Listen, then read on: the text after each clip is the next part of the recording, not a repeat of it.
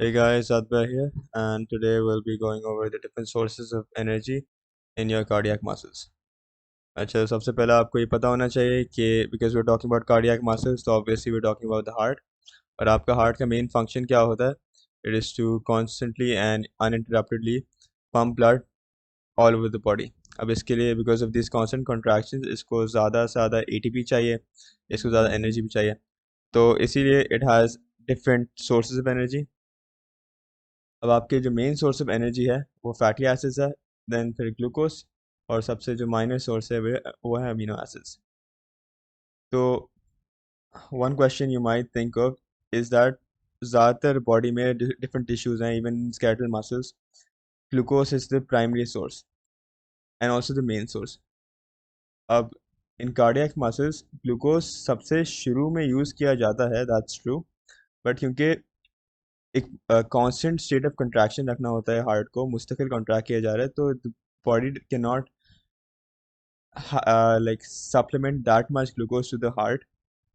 तो इसलिए the heart has designed its own metabolism in such a way that it mainly uses up fatty acids as a source of ATP production. ठीक है, तो सबसे ज़्यादा fatty acids use होते हैं, फिर ग्लूकोज, फिर अमीनो एसिड्स. ओके, तो अब फैटी एसिड्स किस तरह आपके माइटोकॉन्ड्रिया में आते हैं, दैट विल सी. दो तीन स्लाइड आगे, एक्चुअली एक स्लाइड आगे. तो okay, because we are talking about your production of ATP, तो obviously you'll have to know कि एरोबिक रेस्पिरेशन क्या होती है. सही है, इसमें चार मेन प्रोसेस इन्वॉल्व हैं, which is your glycolysis, Krebs cycle, citric acid cycle and oxidative phosphorylation. अब ग्लाइकोलिसिस में आपको पता है कि आपके पास जो ग्लूकोस है that gets split into your pyruvate, और फिर क्रेब्स साइकिल में पायरुवेट आता है, और this pyruvate is converted into your acetyl CoA. फिर acetyl CoA citric acid cycle में आता है, और सिट्रिक एसिड साइकिल में obviously there are a lot of different products that are being made, but जो main जो चीज़ जो बनती है ना, which it is your different coenzymes, specifically NADH and FADH2. सही, ये जो आपकी coenzymes है which are used in your oxidative phosphorylation, जिससे आपकी एंड में ATP बनती है. ठीक है, ऑक्सीडेटिव फॉस्फोराइलेशन को भी विल गो ओवर ब्रीफली आगे. अच्छा, तो एज वी वर सेइंग पहले कि भाई ये फैटी एसिड्स आते कैसे हैं इन योर माइटोकॉन्ड्रिया. अच्छा, तो सबसे पहले क्या होता है कि जो आपके फैटी एसिड्स हैं ना, ये फैटी एसिड्स आपके साइटोप्लाज्म से के अंदर ही they first get converted into fatty acid CoA. this happens because आपके पास जो acetyl CoA that gets attached to your fatty acid, and this whole process requires 1 ATP.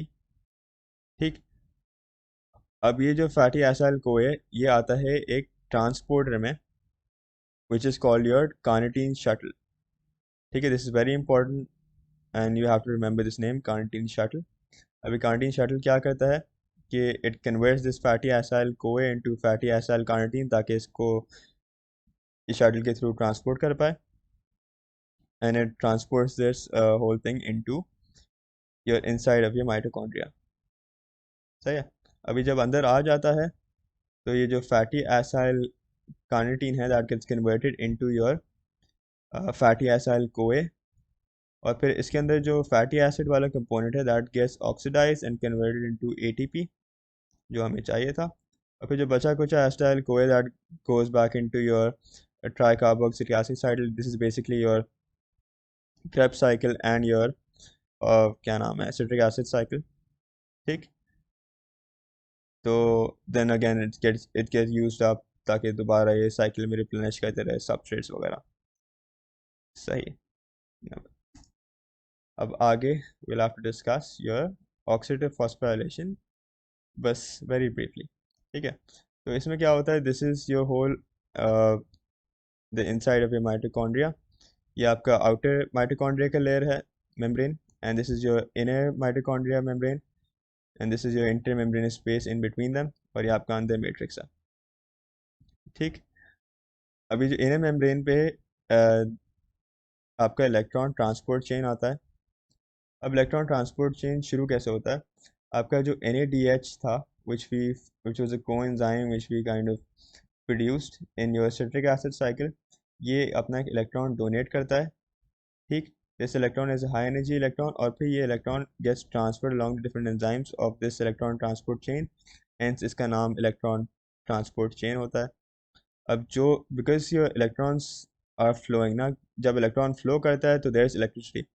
अब ये इलेक्ट्रिसिटी क्या करती है? This provides like the means for proton pumps to pump protons या जो H+ ions हैं out in from your matrix into your intermembranous space. सही है, तो इंटरमेम्ब्रेनस स्पेस में आपका प्रोटॉन कॉन्सेंट्रेशन बढ़ जाता है। And one thing you have to know is that your inner membrane is impermeable to your protons. तो अब इसको तो दोबारा अंदर वापस आना है मैट्रिक्स में, बिकॉज यहाँ ग्रेडियंट फॉर्म हो गया है हाई टू लो का। And the only way it can come back in is via your ATP synthase, which is permeable to your protons. So when these protons come inside your ATP synthase, so ATP synthase, which is an enzyme, converts ADP and उसमें phosphate add करता है and it converts it into ATP, और ये ATP आपको पता है then gets used up for your different body functions. So this is your oxidative phosphorylation in a very brief nutshell, or this is actually all you have to know at this level. अच्छा, इसके बाद there's something I'd like you know, which is your Randall cycle.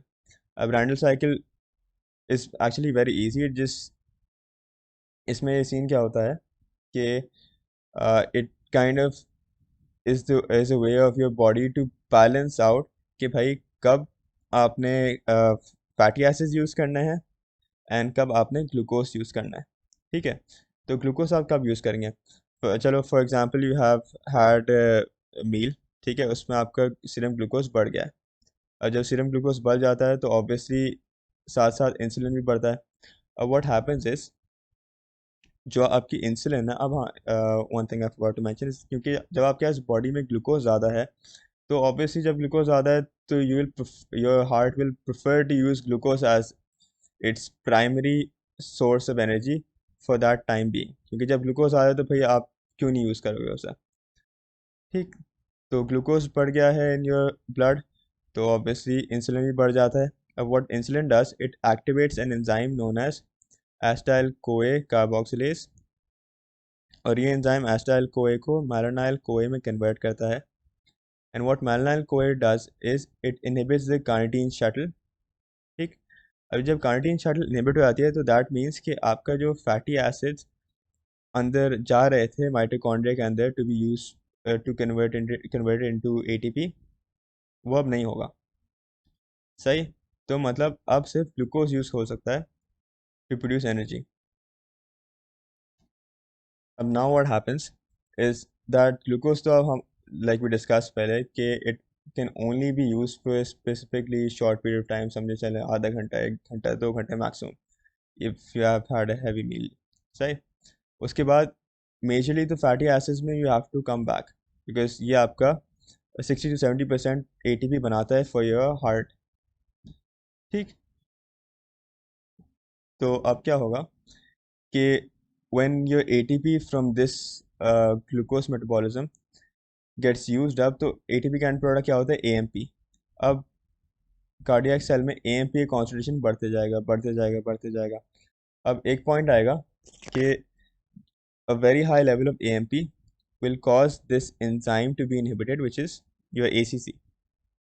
So I lost my cursor, हाँ, तो आपका ACC inhibit हो जाता है।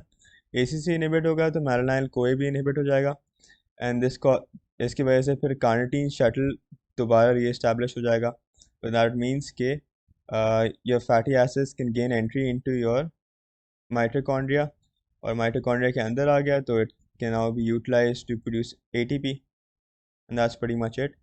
और इसके साथ साथ ये भी आप जान लें कि भाई आपका ये मैलानाइल कोए जो बच जाता है ना, वो फिर एसिटाइल कोए में दोबारा कन्वर्ट हो जाता है ताकि फिर ये साइकिल मेंटेन रहे। And that's pretty much all you need to know.